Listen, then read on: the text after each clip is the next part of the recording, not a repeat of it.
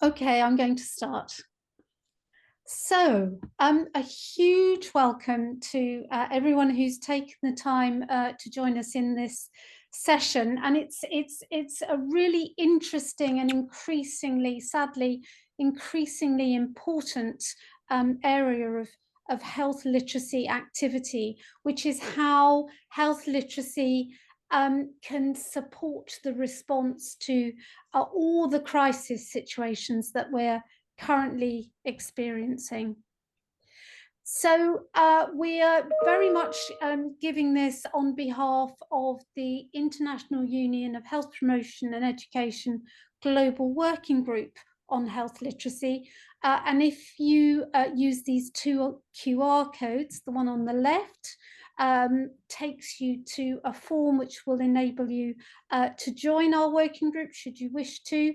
And then the QR code on the right takes you through to a health literacy position statement that Diane led, which again has been produced on behalf of the group, which we hope is going to be a really useful tool for people who want to address health literacy activities, health literacy policies in their own settings.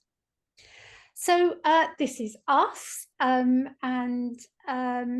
you'll see us as we go around, and I'll leave my colleagues to introduce themselves when we get to their section. So I'm Jill Rowlands. I'm a family physician and a teacher and researcher in health literacy at Newcastle University in the UK. And it's my honour also to be the chair of the IUHPE Global Working Group in health literacy. I work very closely with Susie, very much sitting on the shoulders of giants, because Diane set the group up and is still such a key part of everything we do. And Christine is a very dear and valued partner in our activities. So what we're going to do today is hear about three aspects of health literacy in different crisis situations. We're expecting that to take 45 to 50 minutes. There'll then be a question and answer session. We're going to do one session at the end of all three talks. So if you think of things that you want to ask, that you want to raise, put it in the chat, and then we'll pull all those together when we reflect on the Q&A, when we reflect on the questions that people have asked.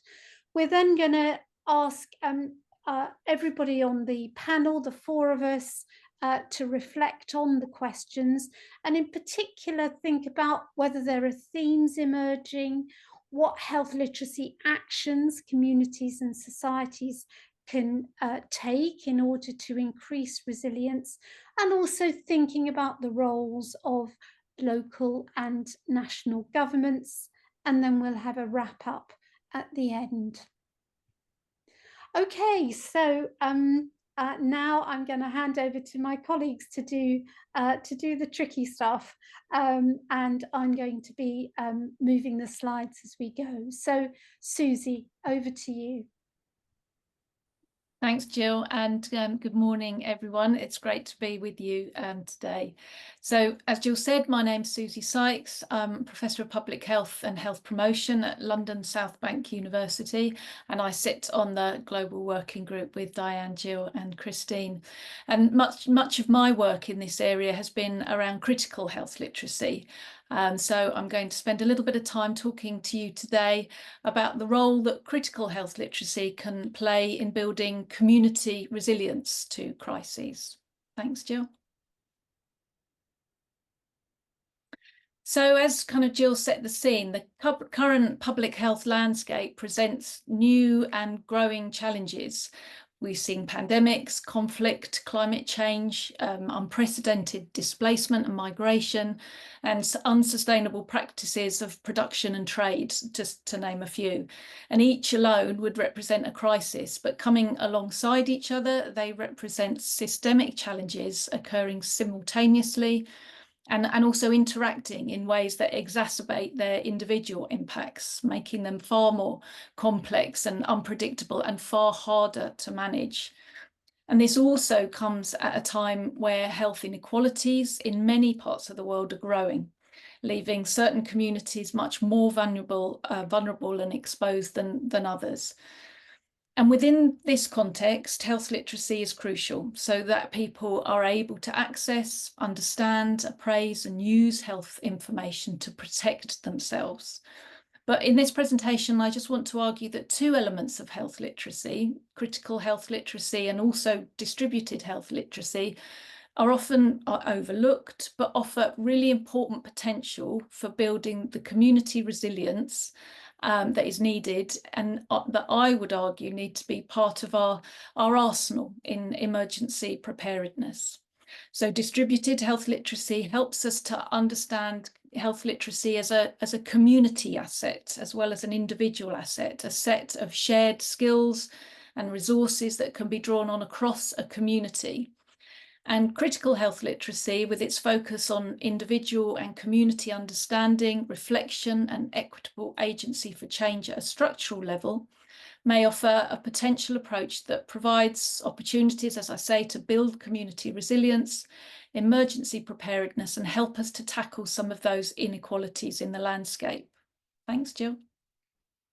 So just to dig down a little bit more into what we mean by critical health literacy, various authors have defined it and tried to capture the different characteristics, but it importantly involves more than just understanding health information. So critical health literacy encompasses the skills that are needed to critically appraise information, to judge its trustworthiness, but also its relevance to an individual's own life. And for many, this is what distinguishes critical health literacy. But actually the critical in critical health literacy moves us beyond a critical appraisal of information, important though that is, and also incorporates a literacy of or an understanding of the social determinants of health, i.e. so an understanding of those wider political, social factors that influence our health outcomes, the building blocks of our health. And finally, with this understanding, it moves us to engage in action to challenge and address those structural determinants of health. And because critical health literacy is understood not just as an individual asset, but one that exists across communities, as does distributed health literacy, it includes collective action. So in other words, it's about empowering communities to act on those broader factors that shape their health, whether they're political, economic or social. And importantly, health literacy links to social justice. It's not just about individual empowerment, but community-wide transformation. Thanks, Jill. So critical health literacy becomes important because it recognises, oh, Jill, I think you've gone on too far. That's it. Thanks, Jill. So critical health literacy is important because it recognises that health is determined not only by individual choices, but also, as I say, by social and political forces. And the understanding moves people from focusing only on individual behaviours, important though they are, towards collective action, such as advocating for policy change that addresses some of the root causes.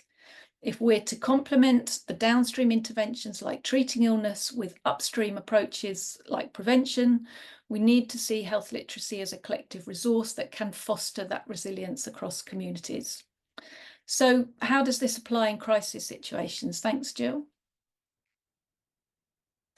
The COVID-19 pandemic taught us a lot of crucial lessons about the role of health literacy in crises, and these are lessons that we must not forget, but which we must use to prepare us for these future crisis scenarios that we see. One of the things we learned that being able to get hold of and understand accurate, trustworthy and relevant information was crucial, but not enough. We were faced with rapidly changing a flood of inaccurate misinformation and also, importantly, disinformation, and a high level of really complex information and high levels of uncertainty. And we saw that different sections of society were affected in different ways, with those traditionally experiencing inequalities being impacted on the most. And alongside this, we saw those tensions play out. Societal good and health. And finally, we saw a context where there was an urgency for action, a call to action that was immediate. And these are all characteristics of other types of crises or emergency scenarios. Thanks, Jill. So alongside these kind of general observations, which you'll all be familiar with about how people navigated the information landscape during the pandemic, my colleagues and I at London South Bank University undertook some research that looked in part at how people access and made sense of information collectively across communities in this context. And this built on work we'd done prior to the pandemic, looking at how people access information about fertility, and the QR codes below will give you links to those papers. But drawing on all of three of those bits of work, one of the key things that we saw was a complex and continual movement between sources of information, between web-based information, between information provided by health professionals, and between information generated by and within communities. And through this interaction with these three sources, people applied at all stages of the health literacy definition. So they moved between these sources as they sought access, to understand and to assess the credibility of that information. And they moved between all three sources as they sought to make decisions about applying that information. And that within the community space, they consumed information, they discussed information, they provided support to each other as people made decisions about what to do with that information, they facilitated and shared information, and importantly, they rehearsed the use of that information. So it was in that space that people had most trust. And what we saw was people transition from people seeking information to people holding information, and ultimately to becoming purveyors of information.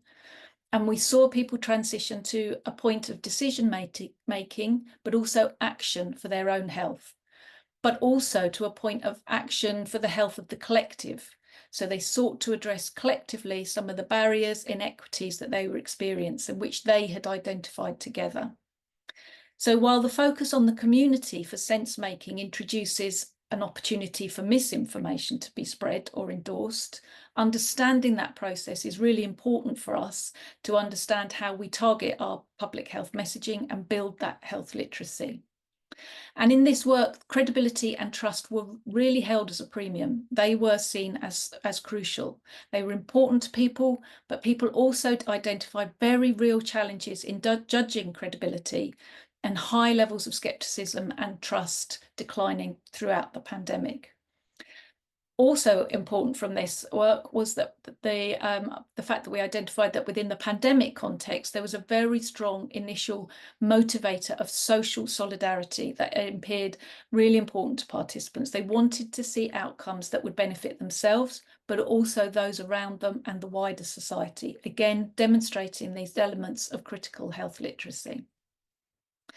Thanks, Jill. So this learning points to the importance of investing in the development of critical health literacy across communities as a strategy that offers potential to build community resilience, that's important as a protective factor in the face of these polycrises. So individuals and communities who are critically health literate are prepared for emergencies in a number of different ways. Critical health literacy equips people with the ability to critically assess the credibility of information, identify reliable sources, and therefore make informed decisions based on facts rather than false narratives. But it also emphasises recognising the broader social, economic, and political factors that shape health outcomes. In crises, marginalised groups often suffer disproportionately due to pre-existing inequalities. And by understanding these social determinants, critical health literacy can guide communities to advocate for more equitable resource distribution and support systems. It also encourages people not just to focus on their individual behaviour, but to advocate for changes that address the root causes. And this is crucial again in a crisis when collective action is needed to demand better services, more equitable responses, and greater governmental accountability. It also empowers those individuals and communities to challenge some of the dominant narratives, to ask those critical questions and demand accountability from governments and services. And in a crisis, this means being able to question whether the response to the crisis is equitable, timely, and adequate. And finally, being flexible and adapting to changing information. Crises are characterised by uncertainty. We saw from the pandemic that the science evolves rapidly, and critical health literacy helps people to remain adaptable by critically appraising that new information as it emerges and then updating their decisions accordingly.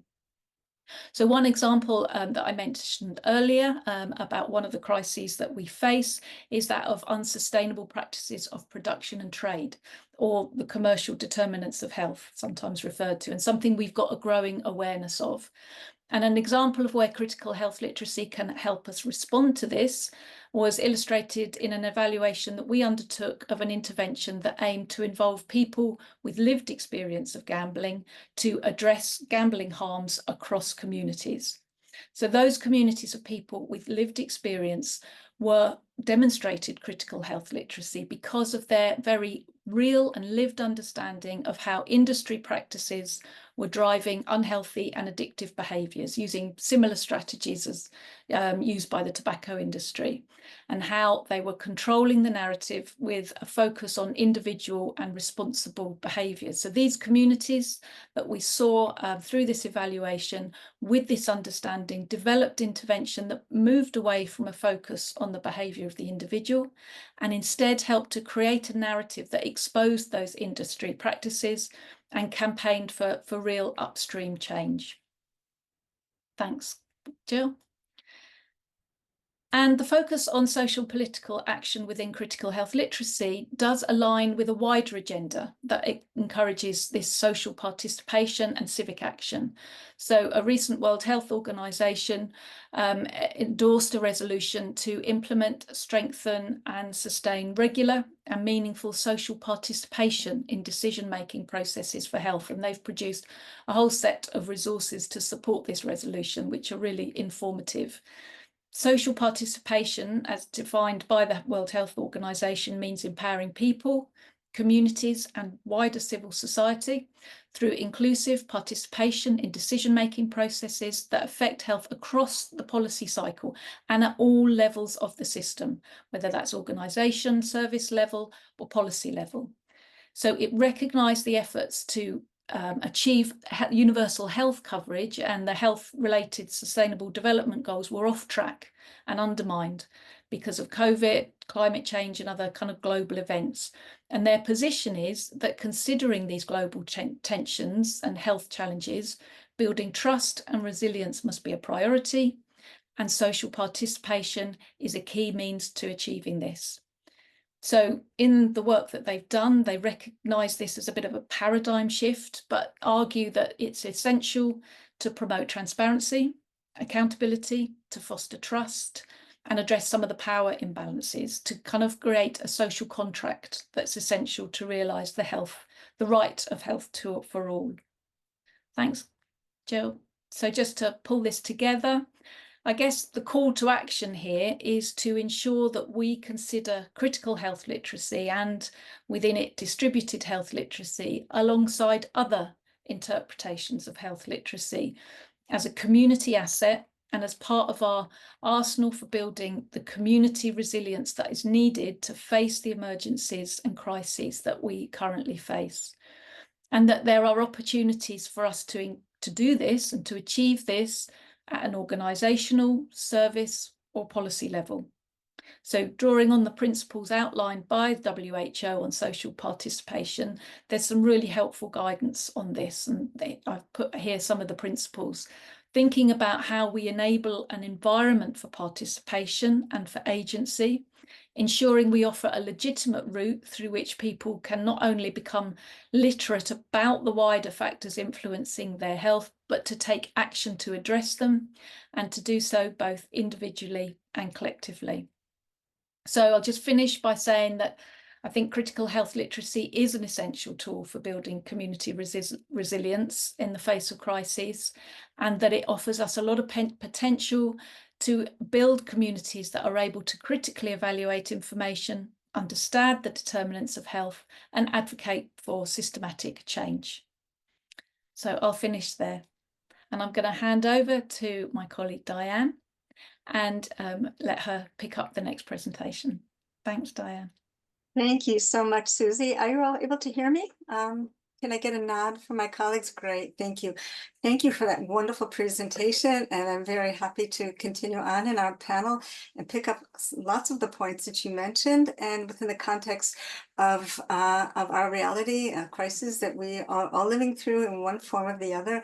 I'm Diane. I see that we have about 60 people here. I hope later to see some of your names. I hope that some of you are colleagues that we know, and if not, happy to see new names and to be here with you today. And thanks so much for Michael and for the HARC organization for allowing us to and inviting us to hold this important panel. Let's just go forward if we can. I'd like to talk about the critical role of health literacy in times of health crises. What I will try to do in the next 15 minutes, and we'll thank you, Jill, so much for shepherding our slides. So we'll go through quickly. I'd like to set a little bit of the scene, the definitions that I will be referring to, what we mean when in this presentation, we talk about general health literacy and digital health literacy. Also, a definition of crisis, just to put us on maybe the same ground. A lesson that we learned from COVID-19, definitely in the country that I'm coming to from now, which is Israel, and then how that helped us or at all in building on other crises, areas of times of conflict, and community crises and others. And this really resonates so much with other crises that we talk about that maybe we won't have time to talk about in this panel, which is climate change. So we're talking about crises that are either conflict-based, climate change, or health, disease, whatever. And so we will talk a bit about adopting a settings approach for health literacy and the role of health literacy specifically in times and examples of our practice in emergency and conflict, and then some of the lessons learned, hopefully, that we can maybe open up for discussion later. So in the next slide, please. Thanks, Jill. So the working definition for this presentation, and we really, I think we could celebrate the fact that we have so many different definitions of health literacy that really overlap and help us just to get a rich view of what we all mean by health literacy. Again, going into another layer and more layers of what this important term and this important concept means. And I also feel this is very much aligned with the opening presentation by Russell, because we keep building on this whole concept. So here today, I really refer to the definition that's offered to us by the WHO Health Promotion Glossary, which is including personal competencies, but also really importantly, organizational structures that enable us, of course, as you see in so many definitions, to access, understand, appraise, and use information to promote and maintain good health. A lot of this is within the health promotion context, self-care, early detection, all aspects of health behavior. And for the purpose of this discussion and for the work we do in digital health literacy, this is the definition that we use. And I just am highlighting what we've added to some working definitions is we're looking at the capabilities to formulate and express questions, opinions, thoughts, or feelings when using digital resources, which is building on the former and the original definitions of e-health, which were pretty much based on Internet 2.0 and were less interactive. So now we built the interactive aspect into our definition. So let's go forward. Thanks, Jill. And for crisis, I think we all have something in our minds when we think of crisis. So for us, for this presentation, it's a time of intense difficulty, trouble, or danger, dramatic events, or times of great chaos or danger. And in many cases, it's a surprise. It may have been anticipated, there are predictive models, but it often has taken the public and the policymakers and decision makers a bit by surprise without enough planning. We'll touch about that in a couple of minutes. So the next slide, please. And it also deals with personal economic aspects. So I'd like to just, as a basis background, talk about lessons learned from the COVID-19, both or we're looking in individual work, and the family aspects, community, and the public at large. What did we learn as far as health literacy from COVID-19, which was the basis for what we're using now and what we're applying now in a current crisis? The next slide, please. Thanks. So if you can just take one more click. I thought there wasn't any animation, but I'm wrong. A couple more clicks. So the first thing we do when we have services that need to be adjusted, we had to when COVID was when it actually was in Israel, when it was considered an emergency situation, we had to immediately change all of our services, particularly those dealing with health literacy and health promotion, and do a very, very sharp and abrupt shift to other ways and other avenues of communication for health messages. And the next slide. And what the immediate health literacy action, which was so important, and I'm sure everybody here on this session can remember how important health literacy became very quickly in order to be able to deal with, to mitigate the effects of the pandemic, and also to bring vaccines to the forefront and to help apply those messages with all the complications that we saw. But we immediately had to come out with information that had to do with caring for children and elderly, and for self-care, smoking cessation during this period of time, which was really on the increase. How do people who are pregnant and breastfeeding, how do they deal with COVID? What were the fears? What were the opportunities? Physical activity, remember how everybody was on lockdown and home quarantine, what that meant. Self-care for people who were COVID positive. We didn't know what that was. We had to create the messages as we were learning about the disease, and then manage media exposure. All this within a tremendous amount of sensitivity to culture and to culturally sensitive communication. Next slide, please.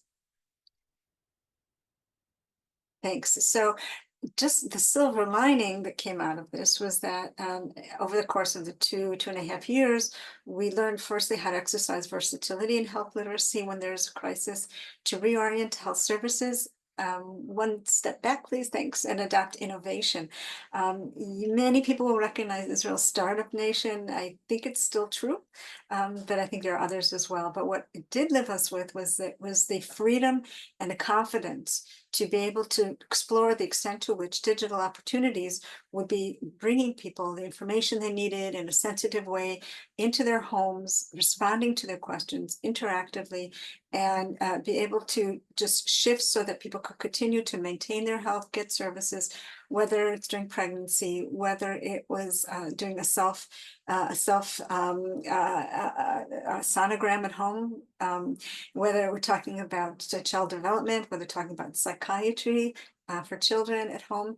There was just a tremendous amount of rich opportunities that were taken advantage of, and that has lasted since then. So in the next slide, what we did also as a group, many of us together working in health literacy, were very concerned about the way in which our systems were responding to our call for better health information, for health literacy, for health promotion. And as a group, we got together and realized that we had very common experiences, that the powers that be, the decision makers, the healthcare policy, were not paying attention in the first stages to what we knew that we could contribute, and where we should not neglect health maintenance, health promotion, and self-care messages. And getting together, we put together our experiences in this article, which we're happy to share with you if you haven't seen it. And we realized that health promotion and health literacy in times of crisis are a must and not a nice to have. And we wanted to bring this to the forefront. So in the next slide, you'll see that what we also came up with in this article was looking at an ecosystem, looking at a systems approach to health literacy, and the individual level, interpersonal, organizational, community, and policy. And I think Russell, in his opening presentation, also mentioned this, how important it is to have look at health literacy in the context. And these are the different levels where in the socio-ecological model, which many of you know, of course, really applies in this situation. So in the next slide, what we'll see is how we, what the themes that emerged from the studies was that we need to talk more about equity, about trust. I think Russell said, you may be able to read it, but you need to believe it. And quoting him from about an hour ago, a systems approach is necessary, and also sustained action. This is not a project. This is not one-off. This has to be part of policy. And this is what we learned from COVID. So moving forward, thanks, Jill. So the purpose of health literacy during the health emergency and crisis, the challenges were building and supporting community resilience, the solidarity issue that Susie so eloquently mentioned, which is so critical for being able to apply health information, health resources, to maintain healthy lifestyles through this remote methods and prevent regression, which we've seen in many of our countries during crises, to support continuity and self-care, especially for people with chronic illness, to make sure that we are definitely supporting them, following their needs, and continuing the care that they would be getting normally when it's not in crisis, to promote health literacy and cultural sensitivity as a skill in and of itself, and to provide appropriate solutions, particularly for mental health needs, which again, I think in many of our countries, very much neglected. And crises are the times when we see it really, the neglect really being expressed. So in the next slide, we're going to go through these really quickly. So for us, October 7th was a very critical date, and probably many people in the world, it is definitely for our region. So the challenges for action, if you could just get another click, if you can give me another click again, and tomorrow we had to again change all of our, as soon as we were in this crisis, where it was a conflict and a military crisis, and we again locked down. People had to stay home for weeks and weeks until it was all part of it. The first stage was sorted out, canceling again programs where people had been coming together as communities, but then again they were back into their homes separately. But we were able to build on what we knew from before. So the next slide, please. Thanks. So we knew then that there was an advantage of digital health during times of crisis to overcome the distances, to overcome language barriers, to convey real-time information, which is extremely critical when in a crisis situation, to overcome patient and provider barriers, to keep the conversation going, and to expedite the navigation of health services. And for those who are interested in the issue of resources, it can be cost effective. So on the next slide, taking advantage of all these advantages, firstly, these were just examples. Of course, I'm not going to read through them, but the types of information we put out really quickly. When people have to get into their safe room very quickly, to get into a shelter, a lot of accidents happening. So we had to come out with information about how to do that in a careful way to prevent falls, self-care for people with diabetes in different languages, to maintain smoking cessation, where people are going back to smoking. And health. So they're just examples in different languages and different cultural, in different cultural appropriate ways. The next slide, please.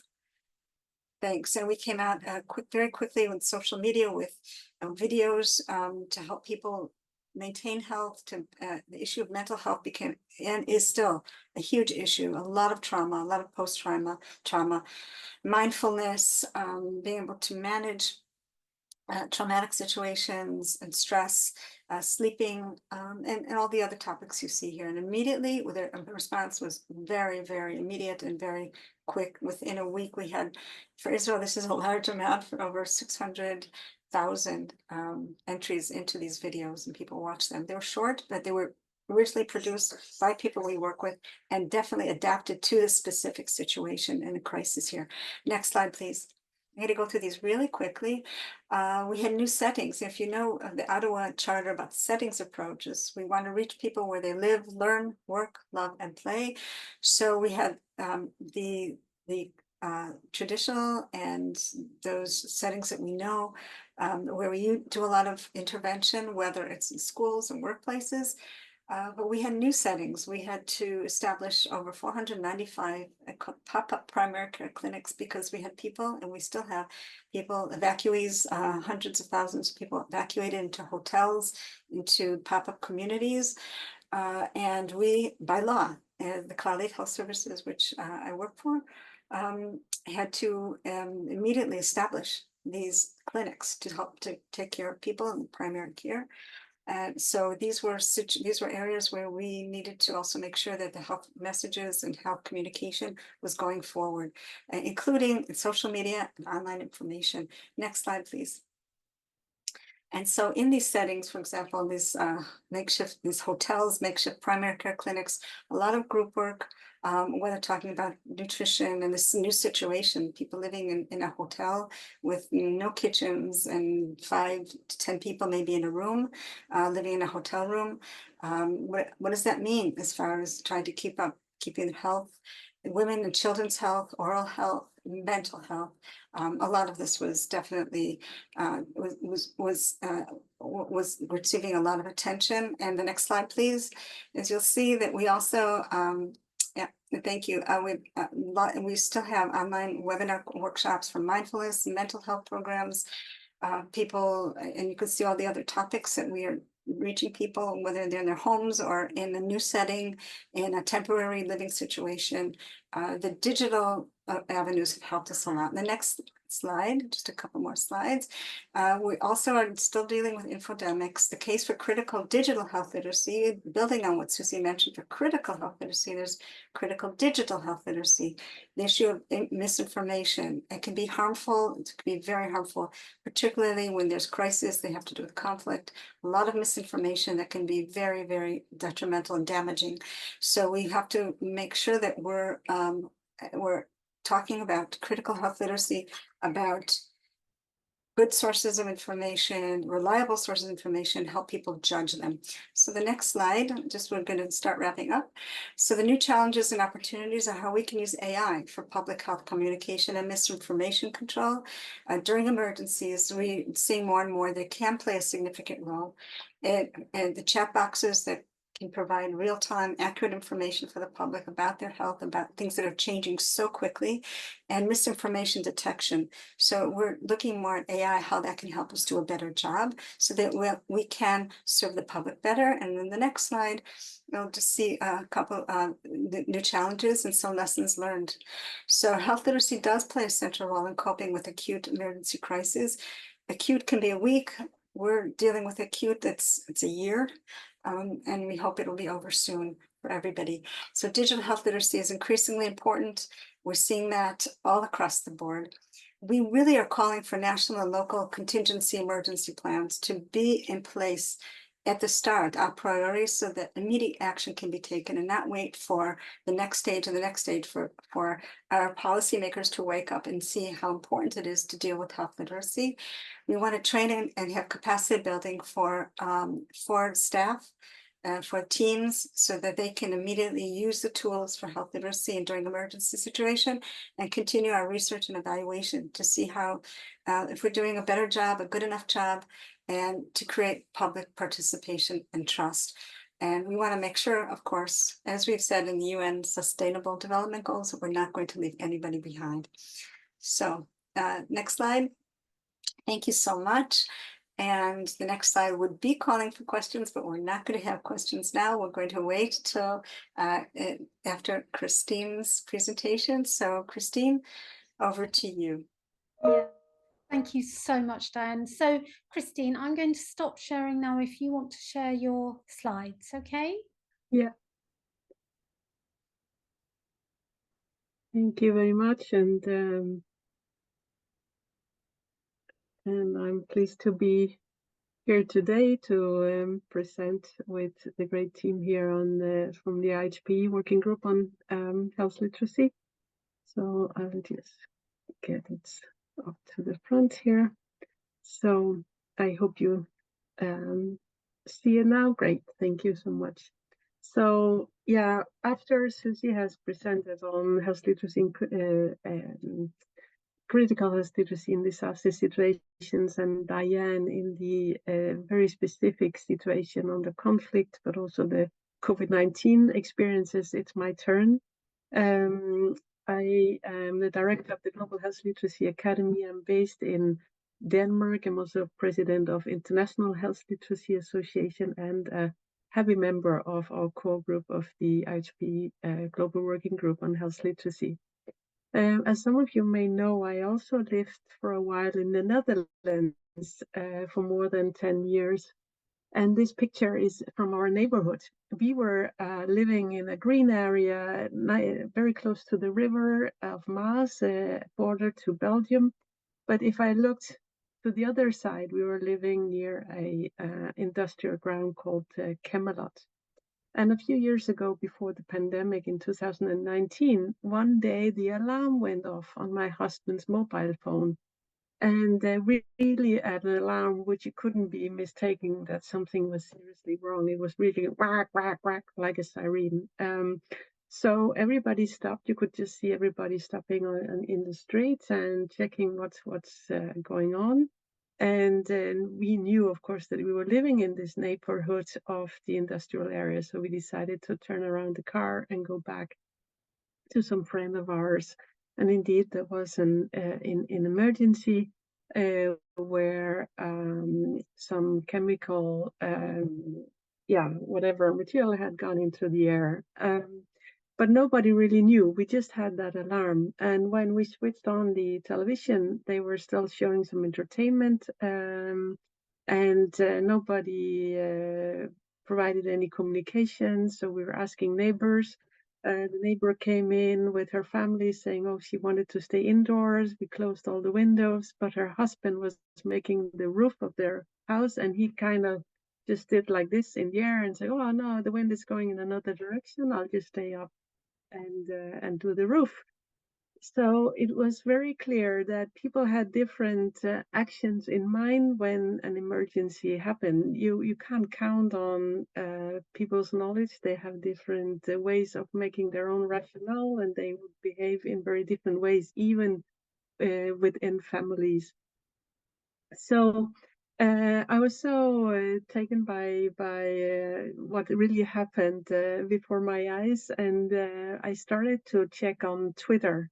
It was before it was called X, and I eventually analyzed all the Twitter data that had happened in those 24 hours where the event took place. It turned out it was indeed some kind of release into the air from one of the factories there at the site. And it was important. The authorities scaled up the incidents to a level 4 until a few hours, where they had found out what it was, and eventually they closed down and said nothing had happened. But as I said, the alarm went off on the phone, but also the siren in some municipalities, but not all. So although it was an important incident for the public, the way that the different municipalities in the region responded was inadequate. And as I mentioned, the television didn't show anything. It was actually the national television eventually that said something was going on, although in all contingency plans it said it should be the local network broadcaster, but they didn't. Also, there was absolutely no information from any of the authorities. At some point, the mayor of one of the municipalities went for the television, but he didn't really have anything to say. And it clearly showed that nobody was really in charge, and you didn't have anyone to trust in the situation. And looking at the Twitter data, we also saw that there was an insufficient disaster health literacy. So again, as I said, the one neighbor went off to the roof and just continued working. In one of the big malls, they closed everybody, all the doors, and kept everybody inside, which is the right thing to do. But in another mall, just a few kilometers away, they were just moving on as usual. Everybody was serving coffee outside in the cafes, and on Twitter they say, well, we don't see anything, we don't hear anything, all is fine here. So it was just a terrible situation that could have developed really with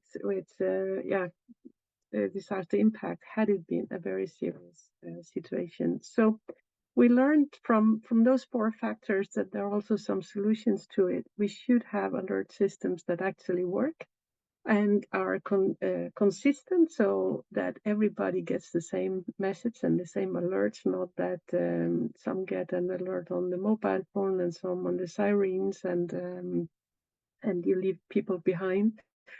As was said by Diane, we should have communication plans in place so that everybody knows who to talk to and when, and give consistent messages. Even saying that we don't know anything yet is a help. And the contingency plan should take into account that these things can happen. But it turned out they had not been updated. Actually, it said in the contingency plans that messages should be broadcasted on teletext, but you could see on Twitter, people were asking, what is teletext? We don't even own a television anymore. Everything is digitalized. They are using computers. So, and also for the population health literacy, we need to train people of disasters, not only disasters and emergency, but also the whole idea of climate change, because we know it will save time, cost, and lives.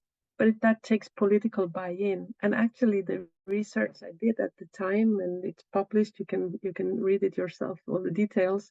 That article helped to convince the local municipality, in one of the municipalities in the region, to step up the resources. So the way that we as researchers can help is actually document what is going on and show the flaws, because definitely there are lots of good intentions, but there are also many different gaps. So I have a background in public health science and did courses on disaster management, but never really did use it. But I followed the developments closely, and seeing it then also for my own eyes here and experience it showed that we can do much better, and that health literacy has a say in public health emergencies. We need disaster health literacy, and it refers to the ability of individuals and communities to understand, access, evaluate, and use health-related information and resources during and after a disaster or emergency, and seek the right help in a timely fashion. So I started to dive into the concept of disaster health literacy and disaster literacy and emergency literacy, and have done a rapid review. It's not published yet, but I will take you through some of the findings here. For instance, when we look into the database of PubMed, we can see, if we look at health literacy and disaster, that there are few papers, 1 or 2, 3 every year. If we look into health literacy and emergencies, that's very much linked to the pandemic and emergency that happened here a few years ago. The same if you search health literacy and epidemic, that's a bit more scattered because there have been different types of epidemics in various countries and regions. But if you look at health literacy and pandemic, that's mainly the COVID-19 pandemic, as we know of. So diving into the findings on health literacy and different types of disasters and hazards and accidents, there are a few papers on natural disasters, so for example, earthquakes and floods. Also from the terrible disaster in Japan about 10, 15 years ago, Fukushima, with the nuclear disaster, which was a mix of a flood, tsunami, and the nuclear disaster. And then a paper from US on Deepwater Horizon, which is linked to an environmental disaster. And then my own paper, which was on the chemical disaster, and one paper on a terror accident. So these are papers that will show, if you look at health literacy and these different types of disasters, so it's less than 100. If we start diving into outbreaks and epidemics and pandemics, there are many more. And some of the epidemics that we have seen over the years were related to HIV/AIDS. the flu, the very types of influenzas, Ebola, Zika, and the SARS and MERS, and then the COVID-19. And if you then again dive into that, you can see there were many hundreds of papers now on the perspectives of health literacy in COVID-19. And they again cover many different aspects related to disaster health literacy, such as the system aspect, healthcare and treatment, prevention, mental health, technology, some of those perspectives that Diane also provided in her case. So it's important to link health literacy to the whole disaster management cycle, from the preventive measures to the mitigation, and how we develop preparedness systems, like I just explained in the Dutch case, and how we eventually respond to disasters, and also think about it as part of recovery after the emergencies. And we saw, for example, from the papers related to the nuclear disaster, that mental health and mental health literacy seems to be a cornerstone in the work that we can do when we integrate health literacy into disaster preparedness.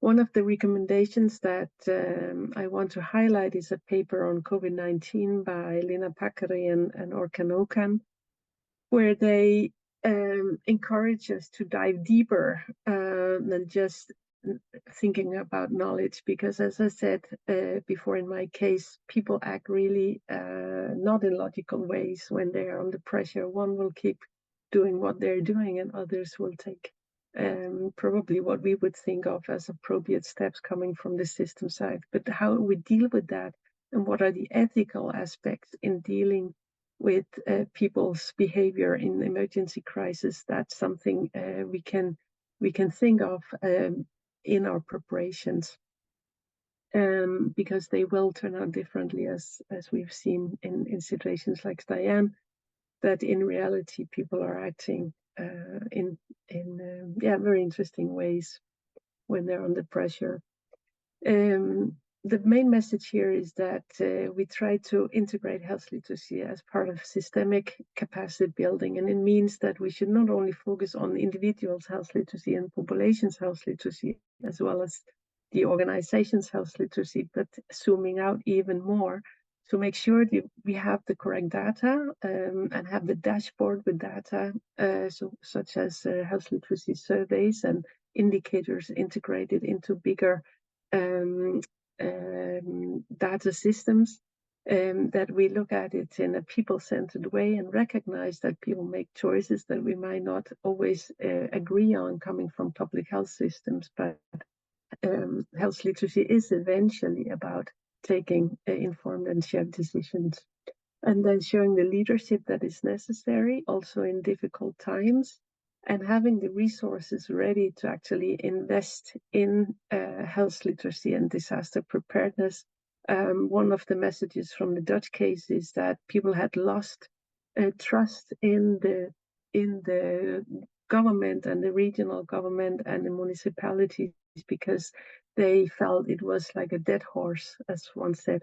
They had kept saying that these kind of disasters can happen, will happen when you have such a big industrial complex like Camelot, but also next to that is an airport. So there are many different settings where these types of accidents could happen. But if they are not ready, if they're not investment ready to do the political buy-in, then our populations will suffer. We can use the technology and innovation to increase the preparedness. But for example, I had a phone with another provider, and I got the alarm 4 hours after the incident. So that was when it was all called off. So I would know that had it been me there and it would have been more serious, I would probably not have survived if I hadn't got the message. It came very late. When we look at stakeholders, it's not only the political stakeholders, these are also NGOs, the civic society, and industry, and so on, that needs to help prepare both the populations and the organizations involved. in doing what we can, even when there is an emergency. And it means also implementing health literacy as part of professional skills in the workforce. So lastly, here in my presentation, I want to say that health literacy a bit like a parachute. This is a chapter in my new book called Health Literacy is Like a Rainbow. And in this chapter, I talk about health literacy as a parachute, where you can have your health literacy ready in emergencies, and that will help protect you for danger. It will help you contact the services in a timely fashion, but it needs to also be the proper packed in the proper way to actually help you on the way.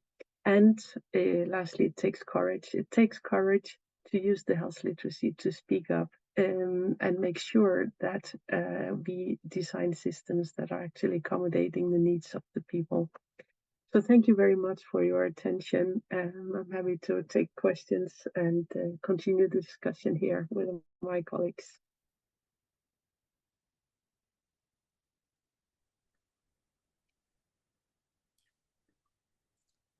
Wonderful. Thank you so much to Susie, Diane and Christine for those really fascinating and inspiring discussions. So if anybody's got any questions or thoughts that are arising from any of these presentations, then do put them in the chat. Our colleague Aman Kaur has put a really interesting comment, which is about the similarities of some of the crisis actions that Diane was talking about to what happens when there are things like natural disasters, hurricanes, floods, tornadoes, etc., where people, families, communities are displaced, often living in hotels or refugee camps, and you know the similarity that often you've got these very different causes of crises, but actually what happens as a result of that is often very similar. Diane, can I ask you to reflect a bit on that? Do you think that's a reasonable thing to say? Yeah, I think so. I think it's an important parallel to draw. I think what's really important, and I'm sure all of you have experienced it, it's enough that you see news on CNN when you see what's happening with Hurricane Helene and Milton and the crisis abroad, is that it's not just the displacement and the evacuation from the home. There's a lot of worry, there's a lot of trauma that people have gone through to get to a safe place. And you know, just to widen the whole view of what happens. In our case and many others, families are separated into different areas until they find each other, and that's their concern. How do you establish some form of family life in a new situation? Who's in charge? Who's making decisions and all? And that is all happening while we're trying to speak about health. We're trying to speak about different things that we'd be concerned about for accident prevention, for maintaining health, for healthcare. So all of this is happening at once. And one thing that we noticed, and people have been saying this to us who really maybe weren't in touch enough. Some of the decision makers were saying, yeah, but that's not what people are interested in right now. They just want to know how to access their bank account, or they want to know if their elderly mother who is evacuated to another place, where she is. And that is right. But it doesn't mean that we give up our responsibility to work with them on different aspects of their health at the same time, because then there's neglect. And then there's people paying a price, and people notice that as well. I mean, the public communities are very much aware of it. And one thing that's happened, and I think we're seeing this in many countries, is that civil society is often filling the role of what maybe we would expect governments or officials to fulfill. And in many ways, it's very positive. And Susie reflected about the issue of solidarity and social solidarity. And that is very gratifying. It's very supportive. It is sort of a silver lining to a certain extent. If we rely on it too much, then we're not doing our jobs. So to support solidarity, to support social solutions, extremely important. And as far as health literacy is concerned, it's really a very important issue, because that's where the reliable sources, there's trust is built, but we can't then relinquish and allow those who are supposed to be taking responsibility from governments, from healthcare agencies and all, to relinquish on their responsibility. And it's happened a lot. We see that in different parts of the world where NGOs will be the first responders, will be supporting before governments get organized for all sorts of bureaucratic reasons and all. And it doesn't have to be the case, because there's so much lessons learned. So I think there is a parallel, very much a parallel to what you mentioned, Jill. And I think the experiences are very similar, and the solutions. I think there's a lot of conclusions that across the board we can draw. Yeah, thank you so much. So there's another comment from Danielle Kroll, who's saying that with natural disasters, and obviously sadly you in the US have had to have more than your fair share of those over the last few months, there's an issue with people who can't afford to evacuate, and I think there is something interesting for me in the sort of social patterning here, because as with so much else in health, it's the people with the lowest skills and the most need who often suffer the most. Susie, could I bring you in for some thoughts on this, and what role critical health literacy might have in this? Because you've got a kind of inverse care law, haven't you? You've got the people who, you know, who need the most critical health literacy because they may be more disadvantaged, they may be at more danger, you know, actually need more critical health literacy skills. And maybe you're the expert on this. As with other forms of health literacy, they're the people who tend to have the most problems with those forms of health literacy. Can you just reflect a bit on that for us? Tell me what you think. Yeah, I think it's a really important point, and it is at the heart of the inequality landscape that we're working within. And I think it talks to Diane's point a little bit as well, that this isn't an either or, that building critical health literacy across communities and recognising health literacy as a community asset should not be instead of holding services and governments to account. Absolutely not. But I think it's about thinking about how those resources might already be available within a community when an individual doesn't have the capacity as a single person, either the kind of the financial resources or the psychological resources, the social capital, whatever it is, as an individual, to think about how they can be drawn on from across a community, but also thinking about how we as services and as policymakers or organisations can facilitate that process a little bit. So thinking about how we can open up our processes to enable that social contract, to enable those participatory opportunities to be facilitated and to engage in that conversation. So I'm not sure that fully answers the question about those, you know, individuals, you know, particularly that comment about people who can't afford to evacuate, but it's about thinking about the other resources that exist within a community that can therefore be capitalised upon.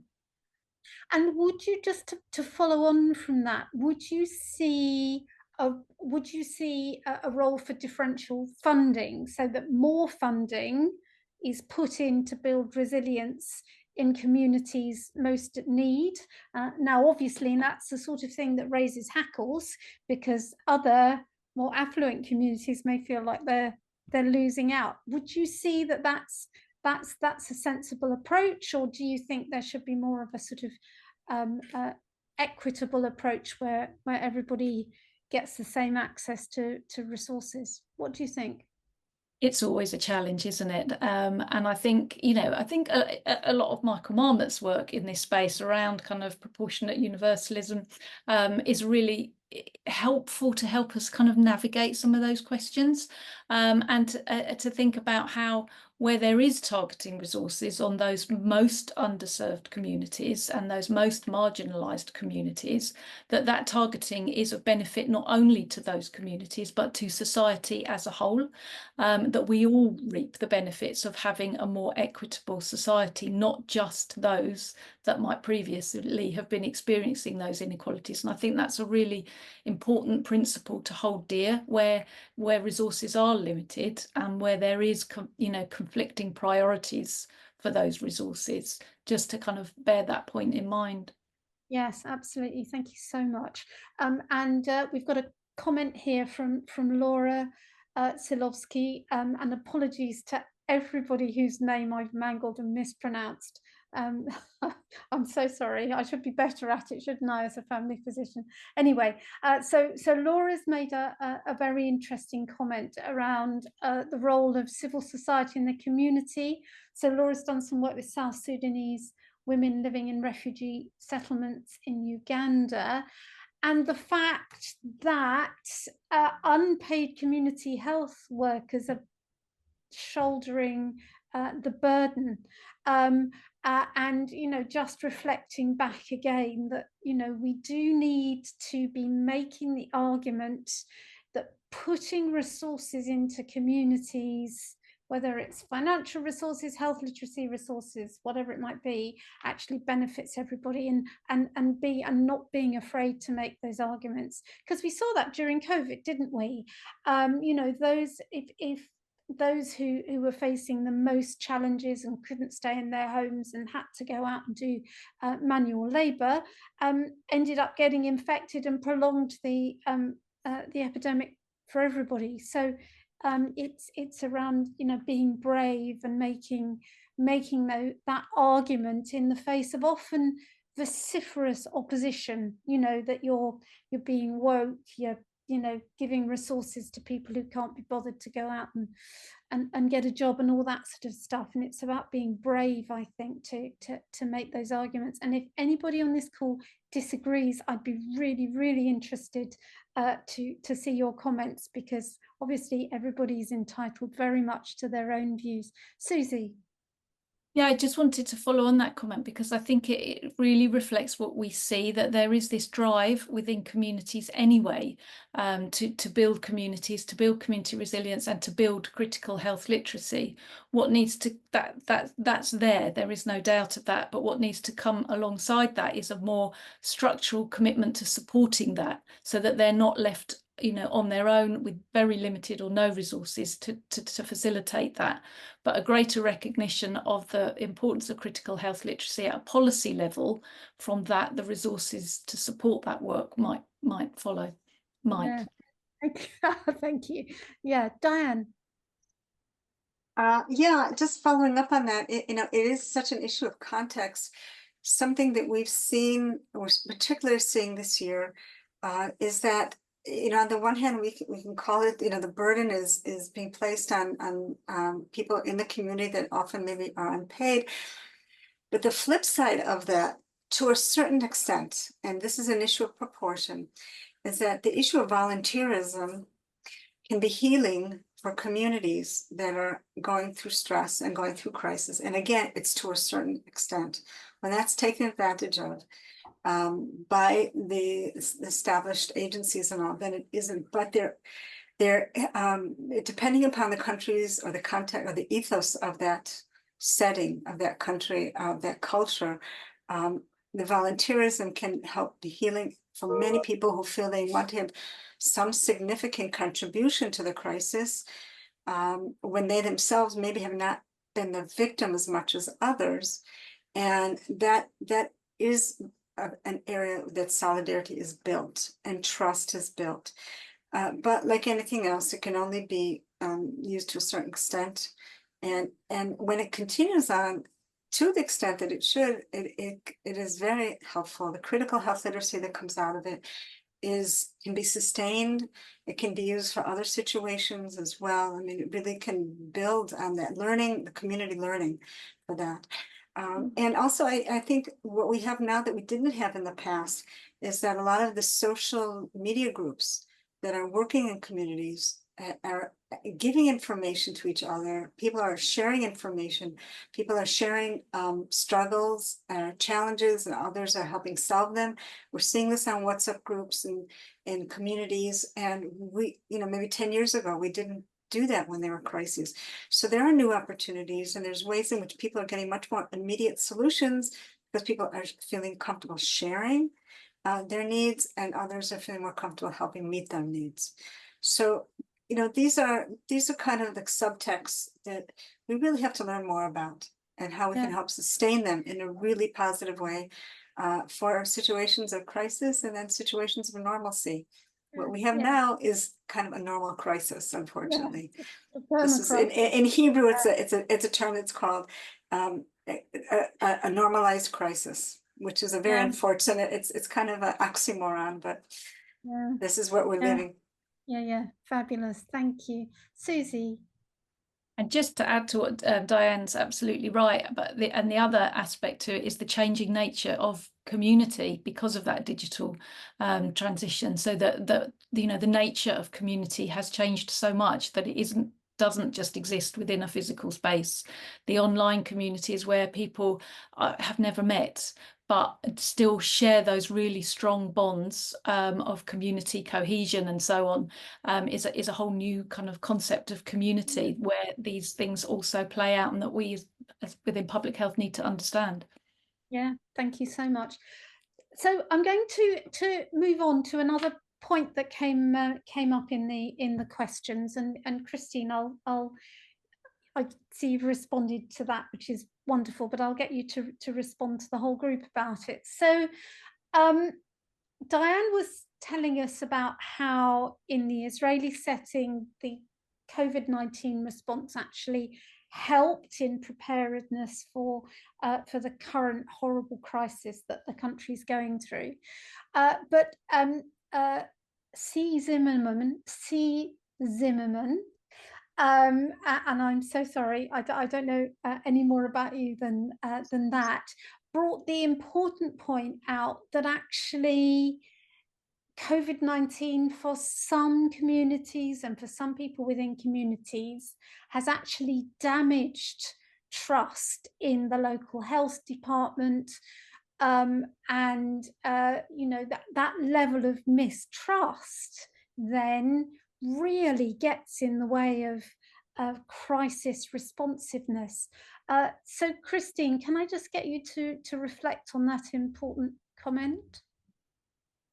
Yes, thank you. And of course, trust is a major component. But I also think we need to distinguish that the matter of trust might change depending on what level of health literacy you have. There are some new studies that show that those who have health literacy challenges, they might be more prone to mis and disinformation. And in that way, their trust is undermined in the governmental structures and so forth. Then we have a majority of the population that might be characterized as the worried well. They are more like in doubt what to do, and it may be more anxiety and confusion because there's so much information and it's difficult to navigate and find the right way, and what should you do, what should you trust. And then we have those who are actually health literate, and they lose trust for other reasons. Often it's because they are so health literate that they fully understand the system, but they also see all the flaws and they see how it's not working. And that was what we could see also with this case study in the Netherlands and in a lot of the COVID-19. You start asking questions because you see that there are things where messages are not consistent or coherent. Or maybe not evidence-based, or so it's not a matter that they are not having the health literacy, but basically because they want to help improve the way things are being done. And then we have the government or the politicians, decision makers, that are trying to do their best with the resources they have. And many of them know as well that they could do better if they had more resources, but and they see as well the flaws. And then there, of course, there's some that say, no, we do this because of some kind of belief or conviction or so forth. But so we are trying to navigate on a global scene, basically, that is very complex, and where people have their information from many different sources. But what we can do is try to listen to people's concerns and address them in ways they can basically use and understand, and take an informed and shared decision. We have had a tendency to maybe be too theoretical sometimes in our communication from public health services. I think we can learn a lot from storytelling, and more use more language based on emotions and address people's emotions. But that is something we can always learn and be better in. When I'm always in awe of the way journalists instinctively communicate. That's what they do before anything else, and it's just watching them do it is just such a sort of education, and they're able to tailor, as I said, instinctively, the messaging to the audience, whereas we, I as a physician and us as public health practitioners have a tendency, I think, to kind of take one message and push it out and push it out and push it out, and we forget that actually you need to tailor not only to people's reading and number skills, but also to the wider sort of mental health and cultural issues, etc. We need to do much more tailoring in our messaging. So that's something that I always find incredibly impressive, and I'd love to learn that skill, and I haven't learned it so far, but maybe there's still time. Okay, so we're coming to the last 10 minutes now, so if anybody's got any other comments or reflections or thoughts, do put them into the chat. And also, before I forget, Susie has been putting a lot of links into the chat, links to the Global Working Group, links to the position paper, links to an edition of the European Health Observatory newsletter, EuroHealth. So do take a look in the chat and avail yourself of some of those links. What I'm going to do for the last few minutes is I'm going to go around the four panelists and ask what we've learned from this session, what we're going to take away into our future work. And as I said, if anybody else puts a comment in to the chat, then I'll bring that in as well. So I think what I've learned from this session is just the realization that essentially at the moment, for whatever reason, we are all living in a kind of perma-crisis. We're either in a crisis, or we're recovering from a crisis, or we've got a bit of a gap before the next crisis comes, and that what we have to do is to make the case from a health literacy perspective of taking the opportunity of the gaps that are going to come between crises to actually build skills, because when the crisis comes, if you haven't built those skills, then it makes it very, very difficult to operate. So that's what I've got from it. Susie, I'm sorry to pick on you next.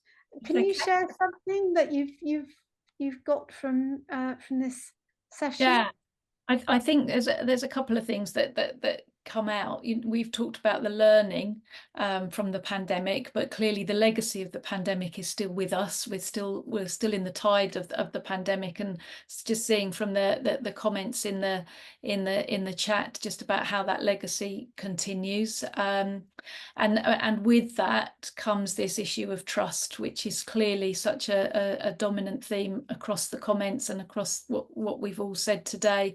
And I think that's the challenge, is building that trust back up and thinking about how us as academics, or those in the policy making space, or those in the organisational space, who might not be leading national policies but are there working with those communities, thinking about how some of the strategies that we have within the health literacy toolbox can help us build that trust, and the need to do that really quite urgently, because once the crisis comes, and they are all around us, it is too late. So thinking about how we put that trust back in place, I think, is a real priority action area. Yeah, thank you so much. So we've had some more comments in, and I'm going to read those out, and then I'm going to get Diane and Christine maybe to reflect on them. So there's the issue of disillusionment seen with COVID-19 within the medical profession, when due to political pressure and expediency, messaging, isolation times, mask wearing, whatever it might be, was altered as a result of political pressure rather than following the science. Diane, can you reflect a bit on that and your experience of how to counteract that, if you can counteract it? Yeah, thanks. I'd like to speak to that, and also to the other point that Rael has mentioned about culture. I can really put two of them together, if I may. I think what's really important is that we help people identify for them who are their trusted sources of health information, and go with that. I'm not saying it, Jill, because you're a physician, but we've seen that, at least in the country, in Israel, during COVID and beyond, that the healthcare system, particularly primary healthcare system, is perceived as trustworthy, as professional, when maybe other parts of maybe government a bit more suspect. And when it comes to a health crisis, this is where we want to be. So on the one hand, an important part of what we need to be doing, especially when we're talking about polycrisis or chronic crisis, is help primary healthcare teams, in general, the medical healthcare teams who are in contact with the communities, to feel their, to empower them, and for them to know how important their role is to communicate, and not to underplay the fact that they feel that they have. What we've saw was that many of the doctors, nurses, physicians, pharmacists, and all, who maybe some of them are also here on this webinar, didn't realize to what extent their opinion, their communication, their messages were so critical to help people sort out the questions they had about their health during crisis. So that is one important point, but it also means training. It means capacity building. It means helping people who are being trained in health professions to understand their important role, and how they can be incorporating that into their treatment. Is how to communicate, how to detect where people need more information, more support, and more tools, especially during crisis on the one hand. And then on the other hand, what Raul was asking about is a whole nother area we haven't touched on here, is that is developing the communication and the role of opinion leaders in cultures, which we do a lot of in Israel. It's a country of cultures, so that those who are influencing people's opinion, culture's opinions, health, behavior, are on board with what we feel are the important messages, and in a way that's culturally sensitive. Again, in the Ethiopian community in Israel, of course, the Arab community, it took a little bit of time, unfortunately, too much time. Even a little bit of time was too much time, but to quickly create that conversation, they have build the leadership within cultures so that they're working for their communities with all the best intention. There were often issues that weren't, especially the Haredi, ultra religious community, their messages were not in line with what we were hoping for and we needed for COVID-19. So now we're doing it differently. And I think we've always known it, but I think the whole system knows it now. And of course, we should always be doing a better job. We're never doing enough. No, but you're doing a lot. I've got another couple of final comments that are in the chat that I'm just going to reflect back to everybody. And Christine, I'll get your take on this. So we've got people who've talked about opposite aspects of the information giving. So Emily Coakley, who's a former journalist, has a fantastic piece of advice, which is think of the audience first before you think of the message. And once you know who you're talking to, you can figure out how to say it. So there's something there about taking a little time in order to tailor it. And then the other side of this is what happens when you have people in positions of power publicly disagreeing and saying different things, and how difficult that is for people. So Christine, what are your reflections from a health literacy perspective on those aspects? Yeah, so I know we're coming to a closure here, but I think access to health is a human right. Access to healthcare is a human right. And in that sense, health should not be political, but we know that it is because the provision of services is highly related to political choice and preferences. And that's where I thought it was really terrible during the COVID-19 emergency, because we have all the knowledge available. All our research shows that there are these social gradients related to minorities, to different cultures. So nothing is new. What we saw played out was not new for those of us who were involved in research. But what was terrible to see is how did we deal with it? And not all countries actually used that knowledge to take deliberate measures to make sure we would reach those underserved groups and in people living under vulnerable situations. And this is where we should learn. This is where health literacy and critical health literacy can make a difference, that we teach people to speak up because they have rights and obligations, and if they know, they can help change their own situation. But we as professionals should also have that courage to speak up and change the system from within so it doesn't happen again. That's wonderful. Thank you so much. That's a fantastic note on which to end. So we're just coming up to 6 p.m. in London. My maths isn't sufficient at this time of day to work out what that is in Washington, but I know that you guys have got a fabulous and fun day ahead of you. So I'd just like to end by thanking Susie, Diane and Christine so much for those wonderful and thought-provoking presentations, and to everybody else who's joined us for those really thoughtful comments. I hope you've got as much out of it as we have, and do enjoy the rest of your conference. Thank you so much, everybody. And if you want to look at the position statement, or you want to join the global working group, then do get those links from the chat. Thank you so much, everybody, and enjoy the rest of your day. Thank you. And thanks, Jill, for moderating. And thank you, all of our co-panelists, for a wonderful session. Thank you. Thank you.